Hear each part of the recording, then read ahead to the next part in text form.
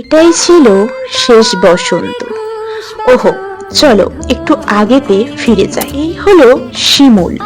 প্রতি বছরই শিমুল অপেক্ষা করে থাকে কারোর হাতে। শিমুল, দাঁড়া দাঁড়া দাঁড়া, তোর গায়ে রং। এই না না, রং দিস না, আমি প্রথম রংটা বাবাইদার হাতেই মাখবো। ও তাই নাকি? শিমুলকে রং দে, রং দে।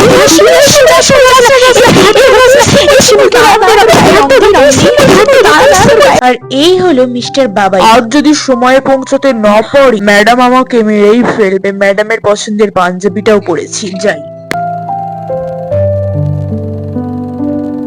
উফ, কত সময় লাগে, একটা ফোন করে দেখি তো।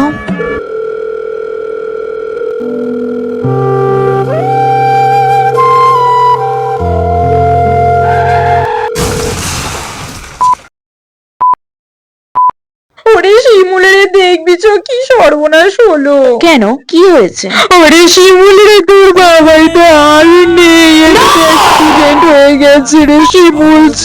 রে শিমুল চা। ওরে শিমুল। এখনো তোমার চোখ আমাকে কাঁদায়, এখানে পথের সে দিনও হবে না দেখা, আর কোনদিন